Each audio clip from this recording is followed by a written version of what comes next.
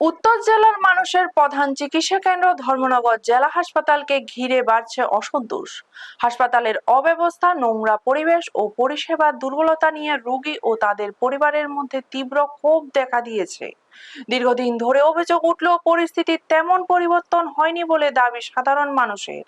অভিযোগ, হাসপাতালে রোগীদের জন্য ন্যূনতম পরিষেবারও অভাব রয়েছে। পানীয় জলের জন্য বসানো পরিশোধন যন্ত্র থাকলেও অধিকাংশ সময় সেখানে জল পাওয়া যায় না। তীব্র গরমে রোগী ও পরিজনদের চরম সমস্যায় পড়তে হচ্ছে।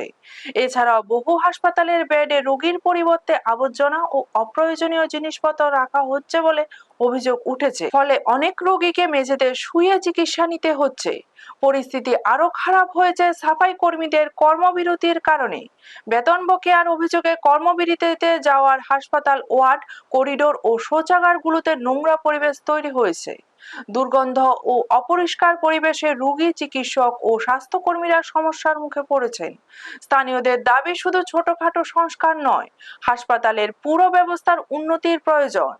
দায়িত্বজ্ঞানহীনতা ও অব্যবস্থার বিরুদ্ধে দ্রুত পদক্ষেপ নেওয়ার দাবি উঠেছে।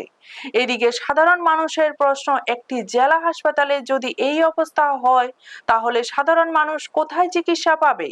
এখন দেখার বিষয় অভিযোগ ও জনরোষের পর স্বাস্থ্য দপ্তর কি পদক্ষেপ গ্রহণ করে। ব্যুরো রিপোর্ট, নিউজ তৎকাল 24। কতদিন থেকে এখানে আসেন হসপিটাল? গত মঙ্গলবারে রাত্রে আইছি। হসপিটালের অবস্থা কীরকম? হসপিটালের অবস্থা তো বাথরুমের তো অবস্থা খুব খারাপ। আমরা দেখতে পাচ্ছি আপনি জেলা হাসপাতালে রয়েছেন পেশেন্ট নিয়ে, ঠিক আছে। জল কিভাবে মানে আপনারা এখানে মানে খাওয়া দাওয়া করেন? জল তো আমরা সব কিনা জল, এবং 3টা মেশিন আমরা দেখতে পাচ্ছি এখানে বসানো আছে জলের জন্য। জলের ব্যবস্থা নেই। ব্যবস্থা নেই। এই মেশিনগুলো কি ওকেজো? ওকে জল বিভিন্নভাবে দেখতে পাচ্ছি এখানে পেশেন্টের একটা অভিযোগ, এবং আপনিও এখানে পেশেন্ট নিয়ে আছেন। হ্যাঁ। খাওয়া দাওয়ার জলের ব্যবস্থাটা কীরকম? এখানে খাওয়া দাওয়ার কোনো জলের ব্যবস্থা নেই।